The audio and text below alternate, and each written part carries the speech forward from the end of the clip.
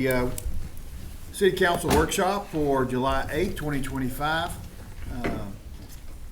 I'll ask that we be led in invocation by Councilman Stoker. Stand if you're able, please. Well,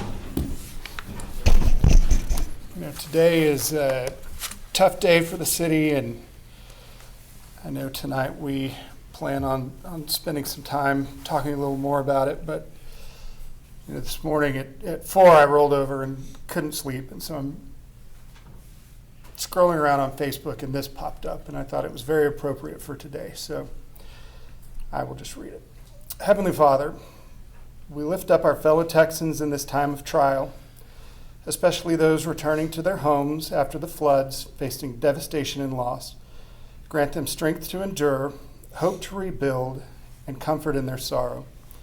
Surround them with your peace that surpasses understanding. Bless the first responders who have risked their lives to save others. Give them courage, resilience, and rest as they continue their selfless work. Wrap the families of the victims in your loving arms and ease their grief with your presence and the promise of your eternal care. We thank you for the volunteers mobilizing to help, the pouring out of their hearts and hands in service. Equip them with energy, resources, and compassion to be your light in this darkness. Lord, continue to unite communities, guide leaders, and provide for every need. May this hardship draw hearts closer to you and to one another, fostering healing and renewal across Texas. In Jesus' mighty name, amen. Amen.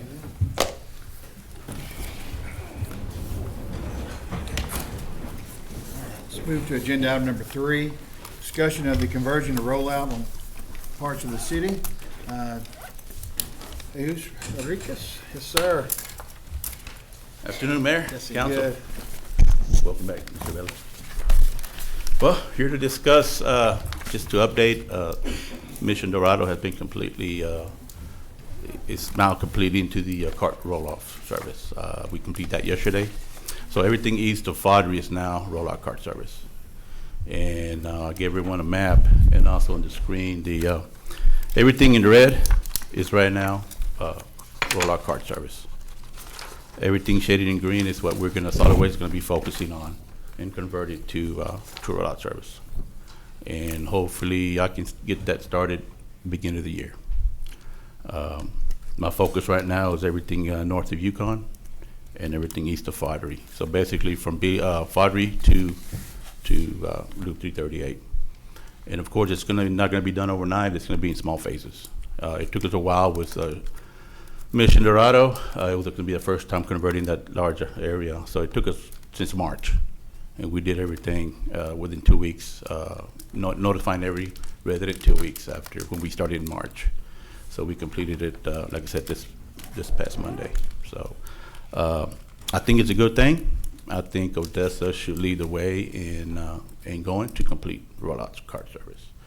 Now, I remember on the retreat we had back in February, I think we all agreed that we should move forward. Of course, it's going to come slowly. We can't do it overnight, and of course, it all depends on staffing and equipment as well. So that's why I need to take solid waste, and I think as a city we need to take this slowly, move it slowly, but move going forward. So with that being said, any questions? I guess I have a comment, not a Okay. question. For those of us that were part of the discussion, Yes, sir. we understood the pros, the cons, the reasons for it. Yes, I sir. think the city has done a poor job. We're all to blame. I'm not pointing the fingers at anybody. I'm just saying, if you're going to do something, you got to tell the public why. And there's no central place. I went and looked. You cannot find anywhere that lists the reasons for the change and why they're advantageous, why it's a good thing. And so, as we continue the process, I think we have to get, whether it's on our website, it probably should be on our website, it should probably be on Facebook, it should be everywhere, maybe an ad in the paper, outlining the whys, why it's a good idea, Okay. how it's going to save money. Everything that's good about it, we need to highlight. Yes, sir. And then answer questions. All you can do is look at Facebook. Right. There's 10,000 complaints, actually closer to 450. But my point is, you need to answer some of those specifically. Hey, I don't want these trash cans in my front yard. Okay, well, they're going to be in the alleys. You know what I'm saying? That's all I've got to do is say, Yeah, but those are they? concerned. So that's part of the problem is we can't even get answers on that Well, I guess that's why we're because here to discuss I've been it. asking about that. Where are they going to be? I guess is the question. Now, I never got a call. All you got to do is call Solid Aaron. Waste office.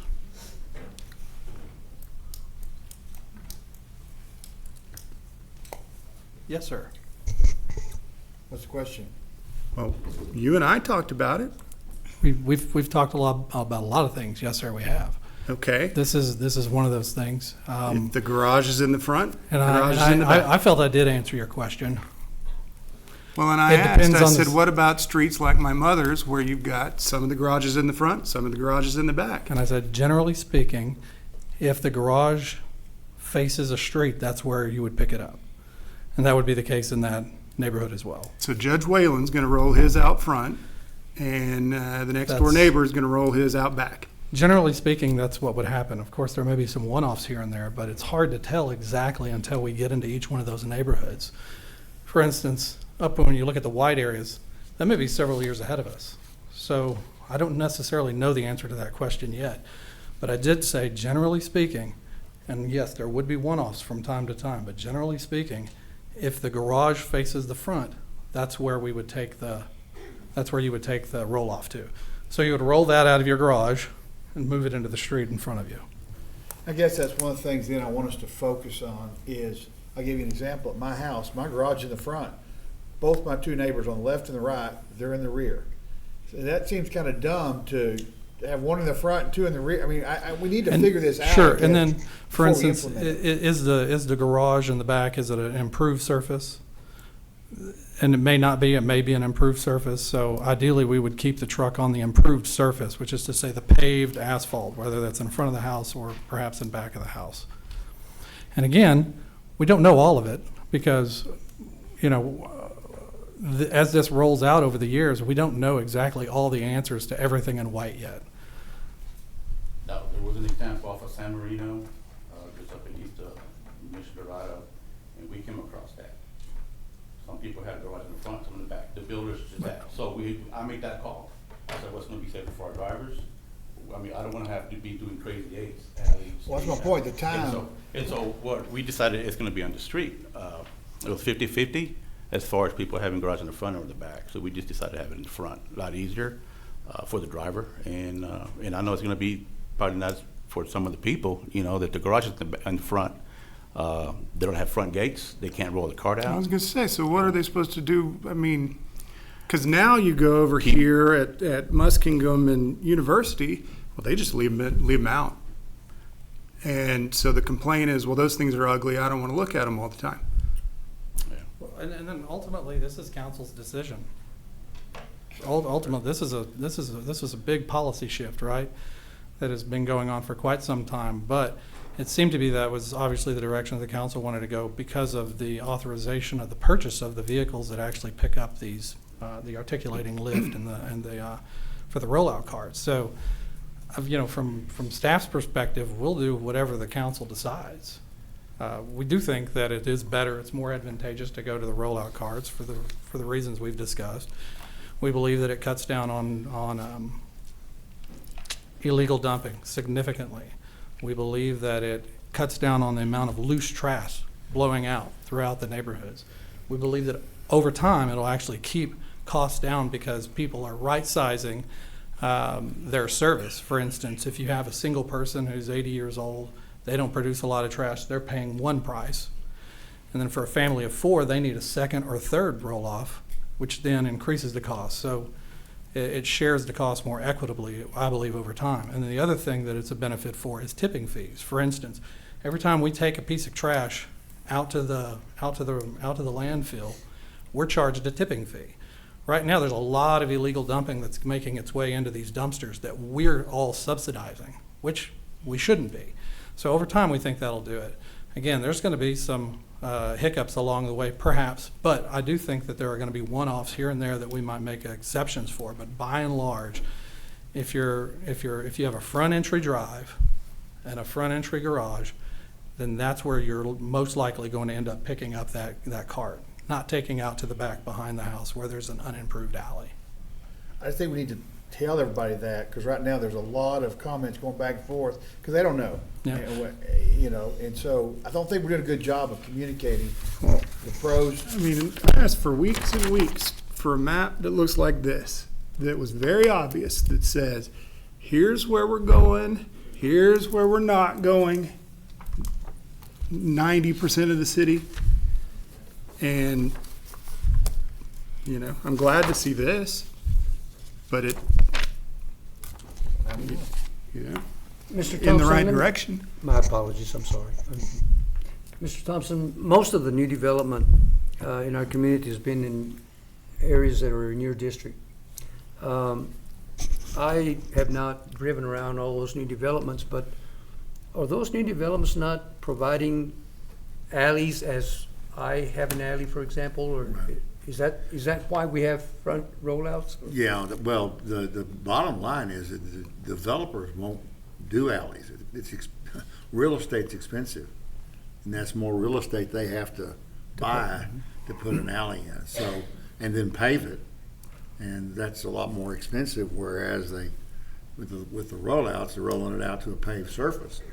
And if you drive out around Parks Bell or anywhere out there where I thought they've got exclusively, it doesn't appear to be a problem to me. I go down to Councilman Cannell's district. I go down to 4, a lot down Evans, and out that way to 87th, and I see lots of rollouts, and there's not any trash on the ground. I mean, it's looks like it's working to me up that direction, and up at Parks Bell. That's the two areas that I get to see a lot for whatever reason.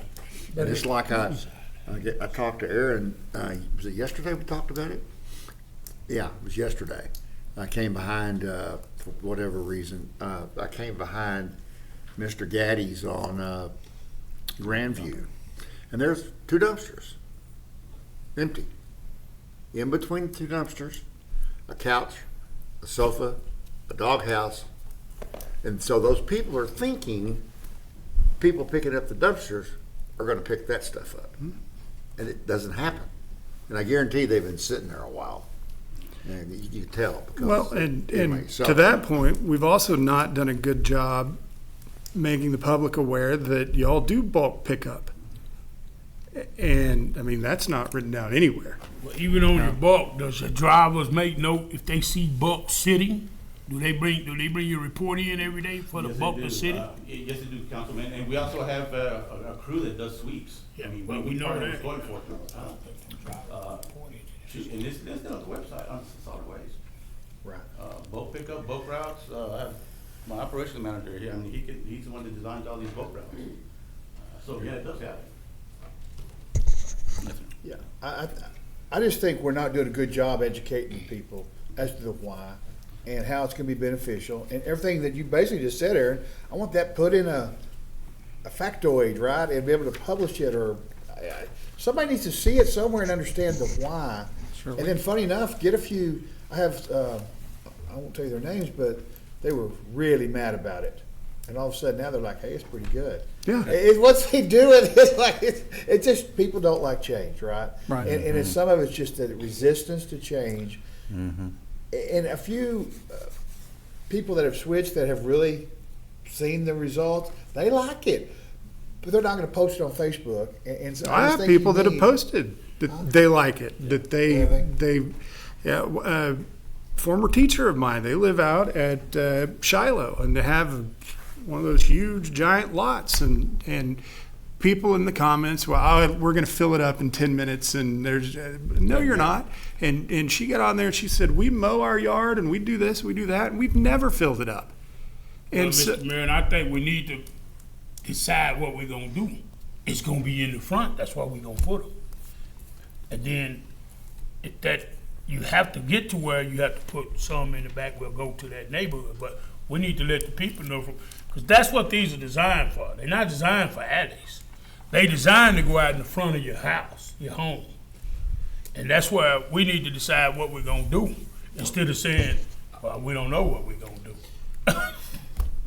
Or at least you need to be able to articulate it pretty clearly that normally we're gonna do this. Well, Yeah. but That's- there's a chance for, just depending on every neighborhood's different, right? Like I said, there could be some one-offs here and there, but largely speaking, and I think it would be safe to say that 95% of the time it would be, if the garage fronts up to an improved street, that's where we're gonna pick it up. Okay, in my street, we don't have garages, because I live in an older neighborhood. Yes, sir. So, Where you want to put it, we don't have garages. in that particular area, City won't let me put a cover in my yard. but, well, that ordinance could be changed. That ordinance could be changed. But in that area, yes, sir, it would But I'm just likely be saying, in the you saying front. garages, Yeah. the older section Yeah. don't have garages. Correct. And then They just I- have a driveway. And then so also with that, we talk about where's the improved surface for the truck to drive down and pick it up, and it would be in the front in that situation. So likely in that area, the rollout cart would be provided. And I'm gonna say this, if we put it on the pavement, it's less wear and tear on our new trucks. It is. We're not bumpy, That's- bumpy, bump. That's another huge benefit of what we're talking about here is the long-term perpetual maintenance and care of these vehicles. They will last longer Right. if they're driving on improved surfaces versus unimproved alleys. Which I just want public to see. We have to say it. We can't keep it a secret. We have got to explain why we're doing it, why we made a decision. It was a good decision based on the information we had, but it doesn't do any good if only 10 of us know it. Everyone needs to know it. Agreed, and we will do a better job about putting like Q&As, things like that on our website, and we'll certainly do that. And then I would also recommend that when we do a post for something like this, we specifically say, hey, if you've got a question on it, remember sometimes Facebook is not monitored 24/7. We simply do not have the staff to do that. So what we probably should do, maybe this is something we consider, is that for an item like this, it'd say, hey, if you have specific questions, call Aaron Smith, Assistant City Manager, at this number or this email address. That way, people aren't trying to get answers in a feed that isn't monitored 24/7. And sometimes it comes down to staffing, right? There's so many people that try and comment on, and that's fine, but the issue is sometimes we're not monitoring that. So at least provide them an outlet for a real answer, which in this case could have been, again, 4 questions, contact Aaron Smith. This is his phone number, this is his email. Be happy to get with you with specific questions about your area. And then for instance, like with somebody like Mr. Stoker's mother, they could call me and I could say, we may not know the answer to that yet, but likely this is going to be the outcome. That being said, also, your neighborhood is probably more than 3 years away before we even convert. Well, that's the other thing that I would say is that, where's the next section? Green right there and there. Right now. The dark green? Yeah, this, Was yours? the section that's green, that I think the next one that we're focusing on is right off Yeah, of, dark green here. So that portion of town, yes, sir. I think we need to put out I call them public service announcement. Okay. Oh, by the way, between these two, between 191 and I-20, east of 338, we're fixing to present rollouts in your neighborhood, Okay. something. Right.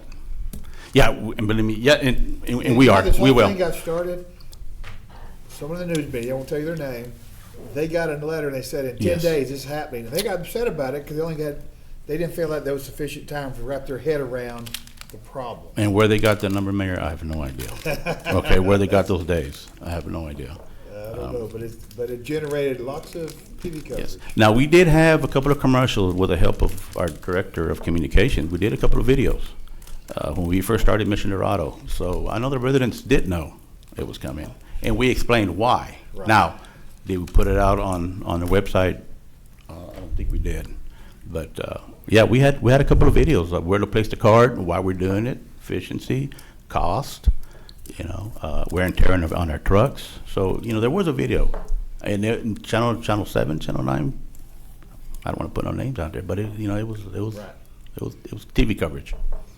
So what's the total timeline to 15 years. 10 to 15 years, 10 to 15 years? I saw that. Well, on the green, I'm want to do it within 3 years, Yeah. if approved by Entire city. council. But the Now, the entire, entire city, you're looking, maybe 8 to 10 years. Okay. Because it all depends on staff and equipment through a councilman. So, once I get those staff hired and equipment ordered, we can definitely get it rolling. So my question was, I know with Meals on Wheels, I've got a software that plans all the routes. We had a new client, it puts them on there automatically. And I've got 39 routes. And so I can see those, and I could say, you know, if this were what we were doing, I could say, all right, routes 1 through 10, I'm going to do in the next 3 years.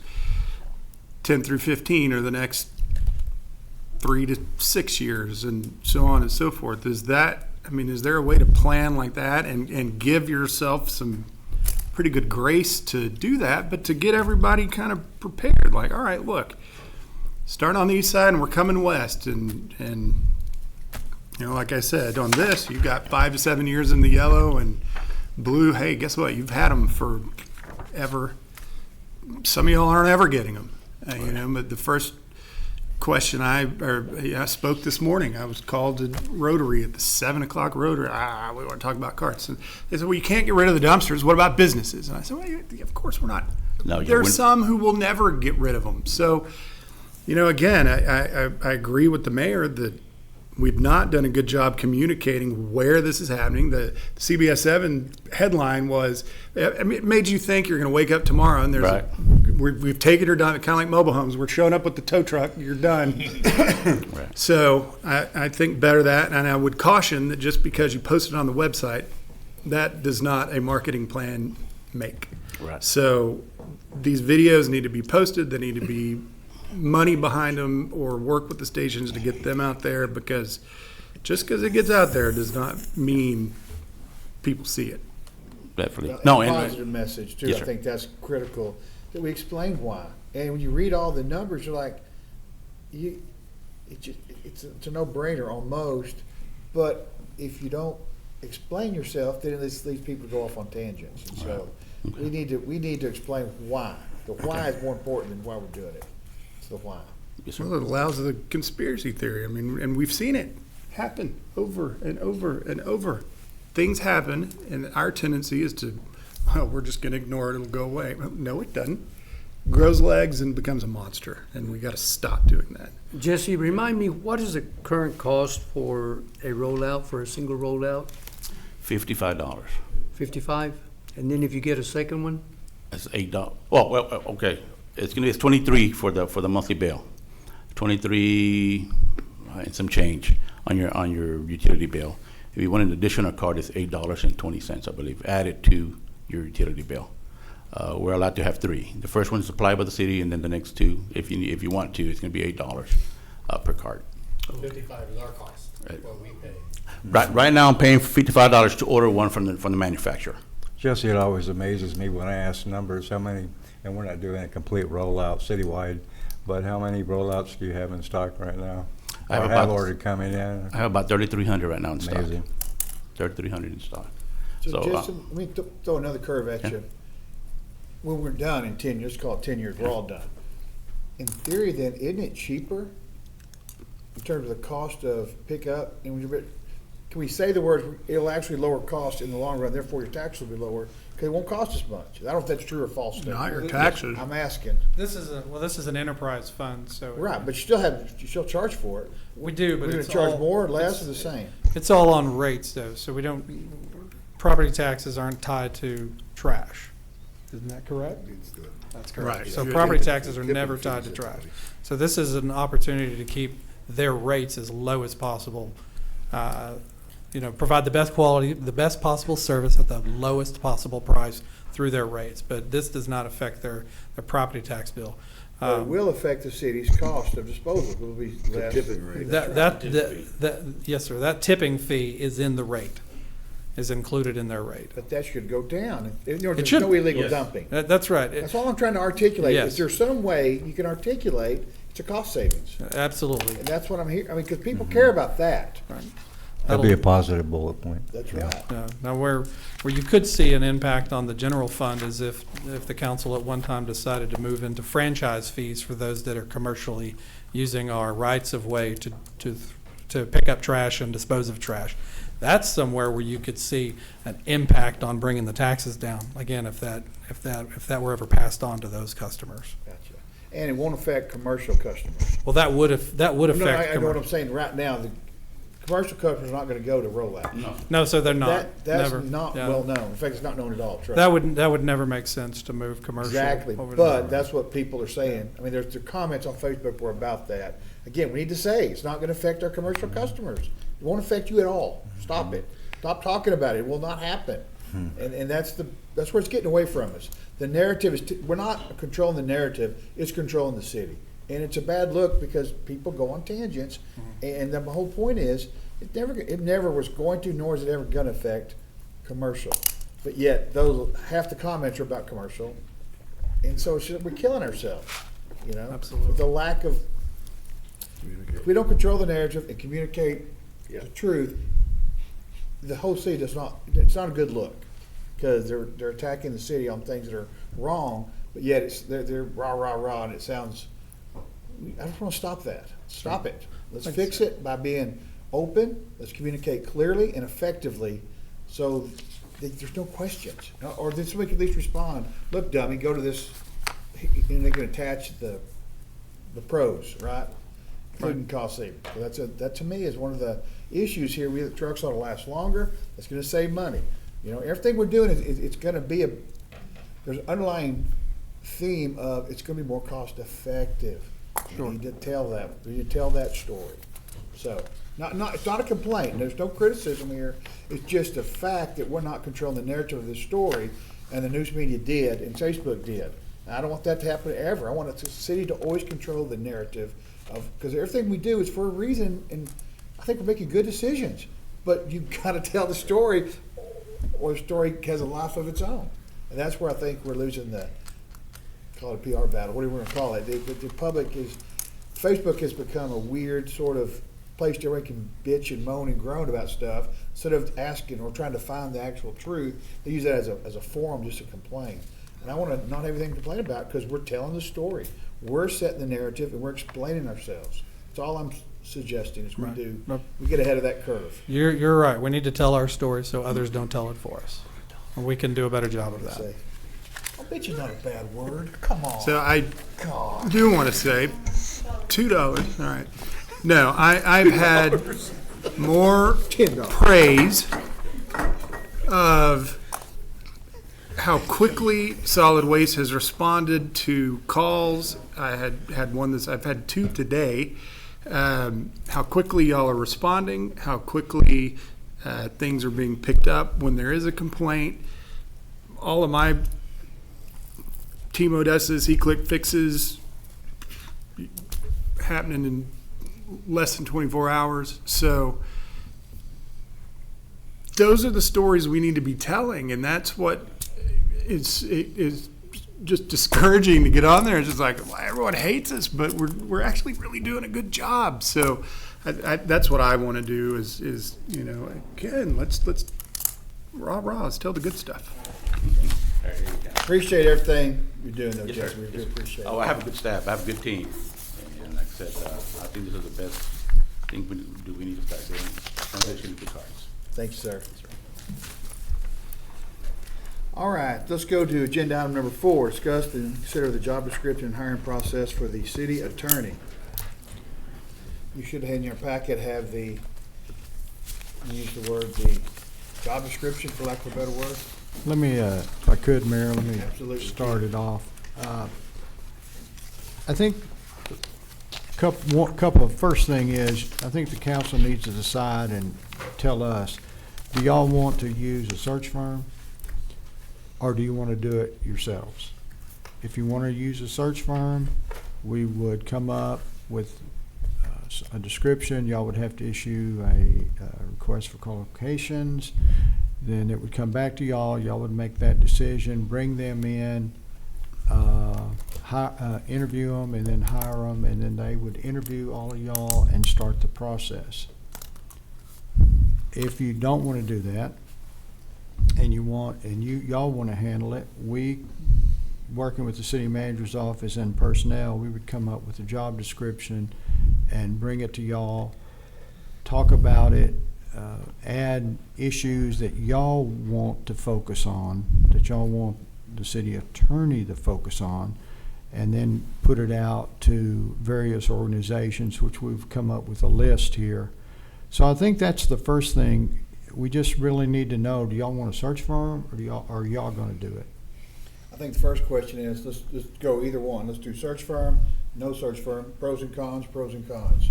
Give us what your best, and again, Aaron or David, anybody wants to comment to help us work through which is the best approach, we want to hear.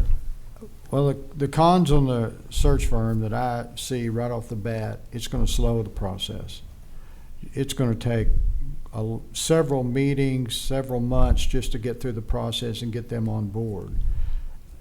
That's one, and I think that, and this is just my personal opinion, I think another problem is there's no way that the search firm y'all bring in will know the city of Odessa as well as y'all do. Y'all know it, you know the issues, you know what you're looking for. That's what I think. Then if y'all handle it, the con would, I really don't see a lot of down on that, Mayor. I really don't. I think that y'all know the city, y'all know who you're looking for. This is an excellent opportunity for y'all. You've hired your city manager. You have a chance to bring in your city attorney. Hopefully somebody that will last 20 plus years. I think y'all have a real opportunity here to set the standard going forward. That's just my opinion. But we do need to know, and search firm, or if y'all are gonna do it, then we will go over the job description that we've kicked around. I think the job description that was used in 2019, I've read it several times. I didn't really know any more when I started than when I finished. It's very general, it's vague. It looks like it was run off of a website somewhere, and it just plugged in the names of Odessa. If y'all want, but I'll be glad to go over my first run at job description in my whole week here, but y'all just need to let us know, because we can go either way. But I mean, I just tell you, I favor y'all doing it, but that's me. Okay. City manager can jump in or I think- whatever. Yes, sir. I think HR is very well equipped to do a comprehensive search for the next city attorney. I think some of the pros about a search firm is they can cast an even wider net than we're able to. They've got the contacts not only in Texas but throughout the country to touch base with qualified city attorneys. You know, they've done these types of searches before, so they have the contacts with attorneys that maybe didn't get the job in a certain city but were very qualified. That they can reach out to those folks that like I said, you know, didn't for whatever reason quite fill that role in the Metroplex or the Houston area, Austin, but nonetheless are very well qualified, that they can touch base and say, hey, how about Odessa? You know, we've seen what you can do in some of these other cities. So I think a search firm for the money, they're about, for a full search, maybe about $25,000 or so. So it's a little bit of money that would need to be exchanged with these search firms, but you kind of sit back, they come in, they answer, you know, they ask you the questions, you answer, they get you a profile of a good candidate, then they go out and do the search for you, and you kind of sit back and let them do the heavy lifting. They bring you back candidates, and then you make your choice. So there's pros and cons, like the judge said, to either HR handling it here internally or the search firm doing the work for you. It just depends on what direction you want to go. Gentlemen, comments? I'll just echo what Mr. Morton said. He was interim when we decided to hire a city manager. He just reiterated the same thing. What Richard said was, y'all know what you're looking for better than a search firm would. And I think that rings true to me. And so Richard did all the heavy lifting, got everything out, had access to the same people the search firms did. And I think we came up with an excellent list of candidates and an excellent city manager.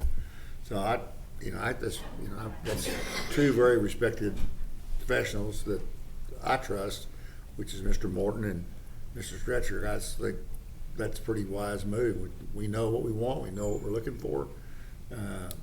HR can do it. I mean, that's just my opinion. Okay.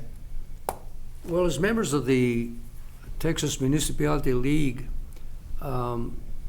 would that be a source that we could reach out to? Because I'm sure they've gone through these types of searches for these types of positions. Oh, yeah, they're on the list. It would be, like the Texas Municipal League, the Texas City Attorneys Association, the Texas District and County Attorneys Association. All the law schools, they all have an alumni newsletter. We would also reach out to area law firms and they might be somebody in their firm that has done municipal work that's interested. You just never know. And then, of course, we would send it out to city attorneys in the area, Amarillo, Lubbock, Abilene, San Angelo, probably El Paso, and then a few going east in the I-35 corridor. We'd send out a few of those and see what we get. And if we don't get what y'all are looking for, we'll expand it. I really think the market might be pretty tight. There's just not very many standalone city attorney offices in this part of the state. It's Amarillo, Lubbock, El Paso, Midland, Odessa, Abilene, San Angelo, and that's it. And then you go to the Metroplex, you get Garland, Arlington, Plano, and then of course you get Austin, San Antonio, and I just don't know what will attract from that area, but we will sure contact them. And Mr. Mayor, having heard that from Mr. Stretcher and having heard from Mr. Vela, right now my inclination is to stay in-house and utilize the experience factors that we have among us, rather than spending tons of taxpayers' money paying outside, search firms. That's just where I stand right now. Councilman. Well, I believe we got two decent gentlemen here that can control it for us. Mr. Vela and Mr. Stretch, I think, can handle the peak for us. And then we can look and see if that's what we want to do. I mean, I'm like Mr. Vasquez, we don't need to just be spending money if we can keep from getting in that. We got enough money.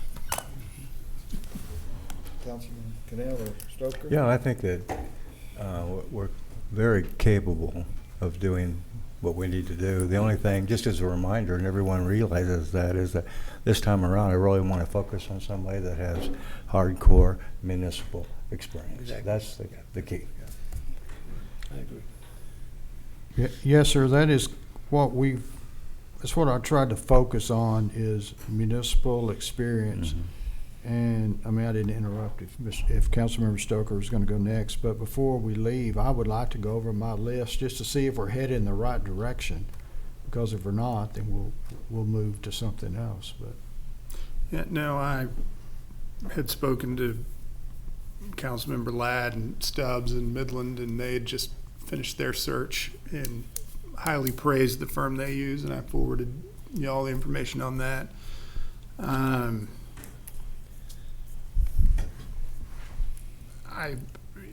understand the process. I think this, the thing that makes sense that Mr. Vela says, I think a search firm can cast a wider net and get people we're not able to reach in recruiting. But if we're able to, again, like we did in our process, if the pool of people we get isn't good, we still have that option. So. Yeah.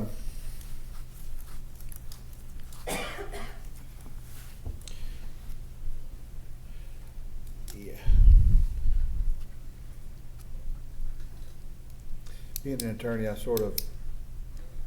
see the value of a search firm, but I think we can do it in-house better. And if we don't get what we want, I think then you cast that wider net, I think.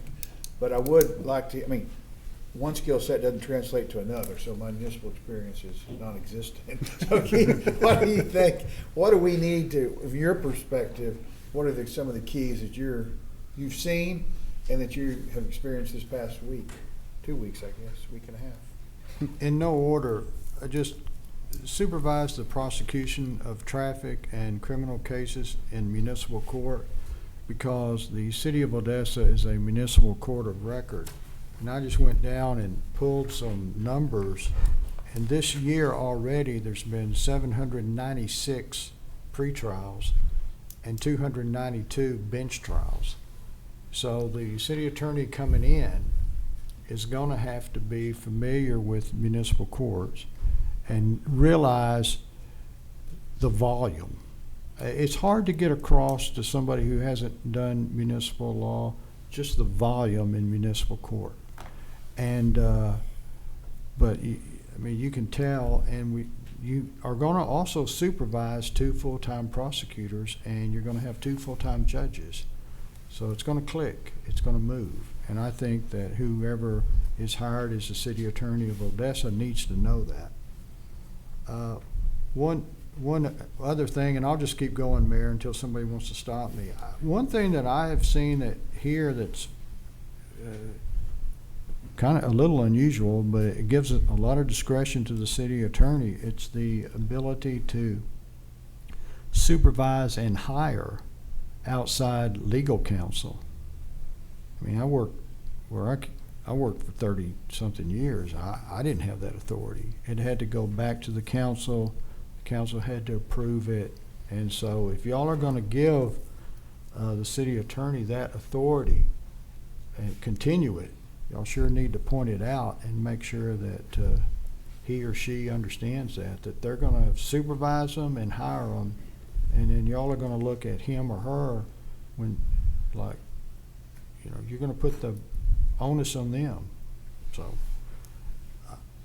and then I didn't know if y'all wanted a city attorney to actually represent the city in state court and federal court, actually do some of the litigation or not. Y'all just have to tell us. I don't know that.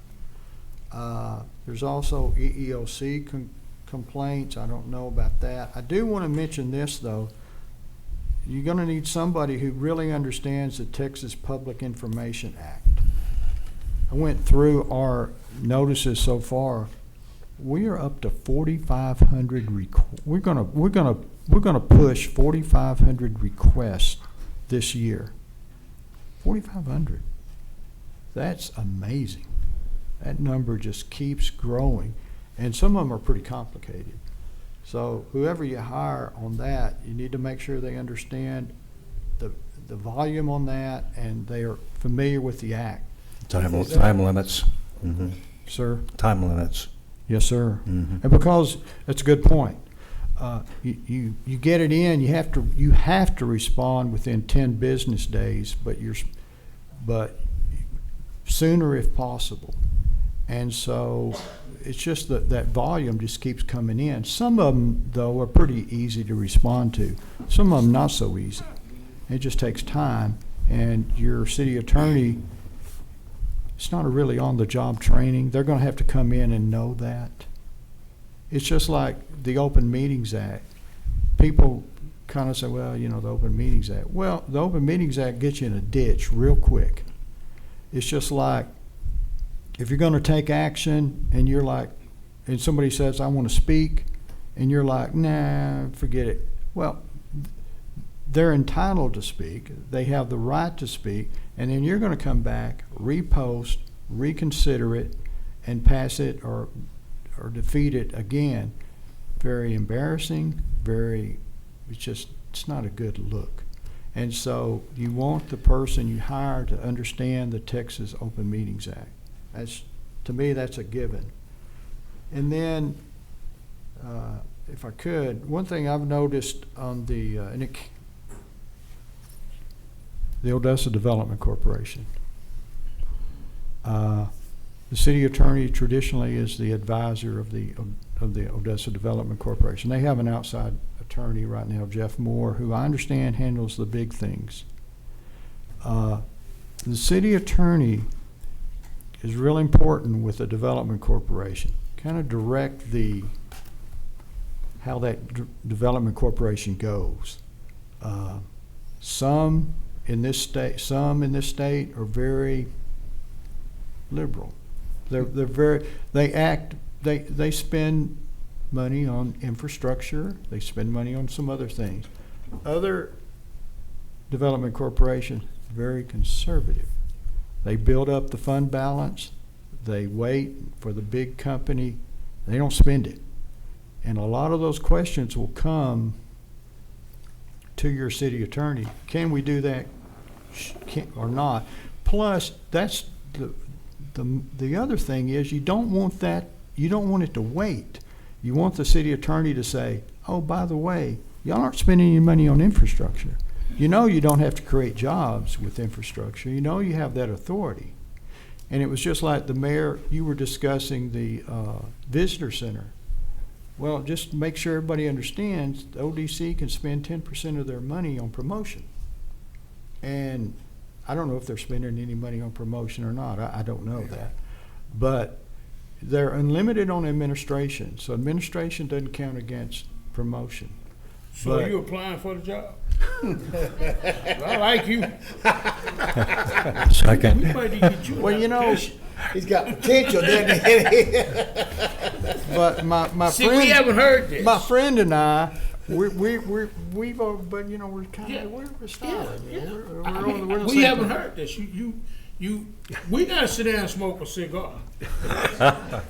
Yeah, we need to go. I'm gonna let you But- continue, but No, Craig will tell you, he talking right up my street, isn't he? Me and you discuss a lot of what he's discussing. But But- anyway, I'll let Oh, you and, go. and the 10% we Yeah. use for the facade and infrastructure grants, which we have made next to impossible. So, you know, I'm sorry, council member, We the have- 10% is what?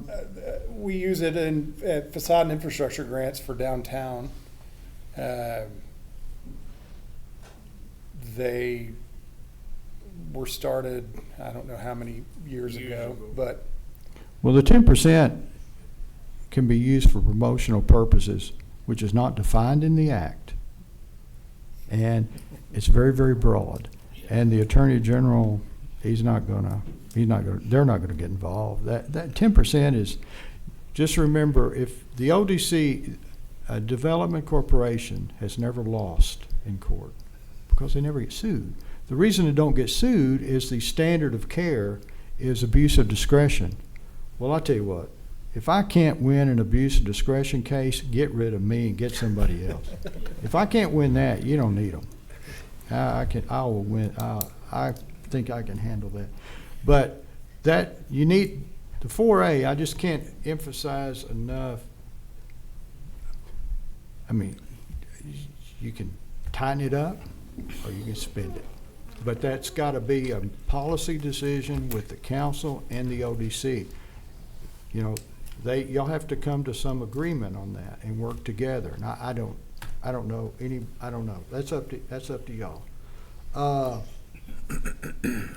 One more and a couple of more things is like hotel motel, 380 agreements, things like that. One thing, hotel motel is not near as inflexible as, I mean, you have some discretion. And y'all were talking about all these ball fields, which I think are really exciting for Odessa. You know, hotel motel funds are eligible for funding for those fields. Yep. And they're eligible right now if you have fields on your city parks. As long as you own it, as long as you own the field, you can spend it. If you don't own it, then that's a whole different deal. I had the guy here Yeah. tell you. One more thing, well, that's something else, but I know Scott. One more thing and I'll wrap it up. The Texas legislature is getting more and more involved with cities. That's just the way it is, good or bad, everybody can argue it. But I just printed out 91 pages of bills that are going to affect cities, dealing from planning, I'm sure Elizabeth's already looking at them, TMRS, bidding, raised it to 100,000, on and on and on. And where I came from, the city attorney was responsible to keep up with that and make a presentation.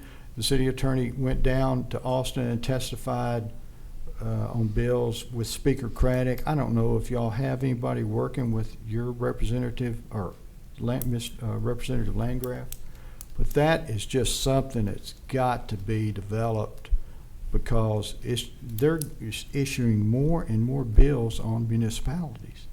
I mean, used to, just a few, but now it's just one after. And some people say that the legislature is hostile to cities, but we can get in the weeds on that. But you just got to be involved in the process. And I don't know if you want the city attorney or somebody, but I testified in front of 4 or 5 committees every legislative session with Speaker Craddock. You just got to build up that relationship. You just got to do it. Okay, a couple more things. One, we just need to know if y'all want an employment agreement with the new city attorney. The legislature maxed severance now to 20 weeks. That's the maximum a municipality can do now on any severance agreement is 20 weeks. So we just need to know. And then also 3 years anymore. I'm sorry. And then, Mayor, we need, one other thing is, I think the staff issues would need to be addressed. He or she is going to come in, and they're going to have to know they can hire a couple, 2, 3, in the civil area.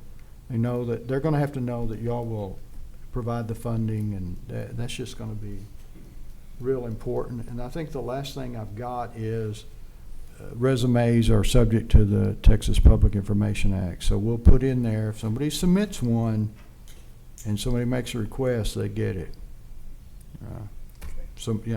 Just need to make sure everybody knows. Of course, the city attorney who applies and doesn't know that, maybe you don't really want them anyway, but I'm done. Thanks, All right, Mayor. Keith, I think you have our recommendation to move forward with HR to sort of start putting together something for us so we can begin the process. And since you know more about call it a job description, whatever you want to call it, maybe you can help put us together a new and improved version of one. Well, I think it was, I think you made a really good point. You got to focus on somebody that knows municipal law, and you just got to get those bullet points out there. And if they don't know it, well, this is not, in my opinion, and correct me, but this is just not a position for on-the-job training. You got to have somebody to come in and hit the ground running. And I think you're right. You got to you got to know these bullet points. There has to be qualifiers in there. That's right. Qualifiers. But there's a lot of things. I second that idea. Yes, definitely. Exactly, if that's something they could do. But there's little things like employment nature. There's no mention in this position as at will or contractual or tenured. I would say something like this position is an at-will appointment and serves at the pleasure of the city council. I think a clarification. There's many points that you said I'm including and not mentioning. That's right. But also, it's like chain of command. The city attorney reports directly to the city council and serves as an advisory role to the city manager, council members. We look for your protection on this council, along with other departments, an overhead seer. But X only, this is one for clarification. X only is an advisory capacity for municipal court. Well, they will I think that came from the one in 2019. Right. The way I would word it is they supervise the municipal court prosecutors, and they Prosecutors, yes. prosecute the two Right. prosecutors, and they basically run the prosecution of the municipal court. And so they will have the authority to do so and the responsibility. So they will run the prosecution of the court subject. And so, yeah. And maybe even, I personally think it's a good idea if they go down and prosecute a few. But whether y'all want to make that a requirement or not, I know I did, just to show the city prosecutors that, hey, we're in it with you, and you're part of the team, just like, you're not in civil up in City Hall, but we're with you. And so I tried several jury trials. Well, that's a good point, because one of the things I think it needs to be in that job description is that, I had visited with Norma some, and back in the day, we had, I think you told me five attorneys in that office. Assistant city attorneys, right? Yeah, assistant city attorneys, real estate, blah, blah, blah, blah, and who have good experience in each one of those fields. I think it's important to let this new person know that he'll be able to build a staff. Agree. And we need to provide the money to do that with in the next budget, because I think that, and that's exactly why we ended up like we did in this big fight with ODC about this Jeff Moore guy. Is, and I said from the very beginning, that's at counter odds, or counter, what I'm trying to say. Yeah. It's just counter, it just doesn't work. Yeah. Because then you got one group fighting another group, and we're the group that's over both groups. And it didn't make any sense. And so, but that's the way, anyway. I previous represented the administration. city council and the MDC the whole time. Kev, I don't mean to put you on the spot, but do y'all know if assistant city attorneys are in the budget for this calendar year? Do y'all know? Not sure, but we can find out and bring it to council. Because historically they were, and I don't think I Mayor? cut out of last one. Yes, The sir. answer is yes. Okay, somebody's already researched it. Way to go, Councilman. You got potential. Okay, I think that's, you know the direction we want to go. I see 7 years' experience, honestly, I'm gonna want more. I mean, I'm just gonna tell you, it's a difficult job. We just heard the reasons why it's a difficult job. The problem with that, y'all kick it around, is if you put 7 and the person that walks in the door has 4,